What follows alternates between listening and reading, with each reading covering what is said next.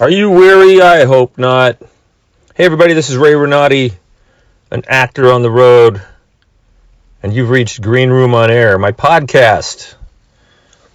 I just got out of rehearsal for the play Circle Mirror Transformation by Annie Baker. I talked about it a couple of days ago.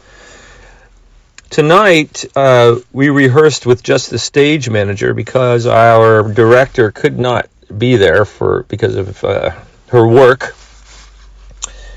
And it actually takes a lot for excuse me, it takes a lot for a director to leave a play to a stage manager for a rehearsal. It takes a lot of faith because the director, and I know this only because I've directed, you have this fear that everything's going to fall apart because you're not there. It's definitely an ego thing. You're dealing with adults. People aren't going to mess things up in 2 days, but I know how she feels because I've felt that way many times. It went really well. We ran the whole thing. It's starting to gel. One of the challenges with this play in particular is that there are many scenes, many short scenes, and it's hard to remember which one comes next. They're not necessarily connected in any way. I wrote them all down on a piece of paper and kept them in my pocket today, and it's starting to gel. I'm starting to feel like I know what's next without having to think about it in most places. But it's interesting. Some plays are like that. I've done other plays like that, and it can be a challenge. It can be a challenge because you're not only are you trying to learn the lines and your character and to get the whole feel of each scene in your bones and what's supposed to be happening in the scene and what you want and as a character in the play and what your relationship is to the other person in that moment, etc. But you also have to remember which scene comes next, and you can't hesitate. You have a blackout, the lights go out for a second or two, and then you have to be somewhere else doing something else right away. And I actually find that more challenging than the other stuff. But it's a lot of fun.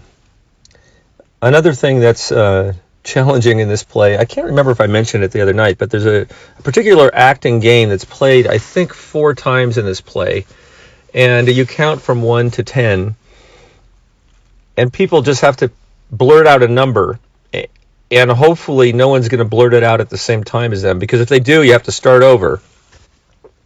And each scene, we all have the numbers that we have to say. And there are also pauses and silences that are written into the script before and after the numbers. And you have to remember for that particular counting scene, not only what your numbers are, but also if you have a pause before and how long that pause is. And I'm finding that to be the most difficult thing for me in this play. Yeah. But I love my cast. We're starting to really become close in real life, which is kind of cool. I'm just really looking forward to having an audience, a real audience for this show. We really need one. We're not ready for it yet, but it's going to be an experience. I can just feel it.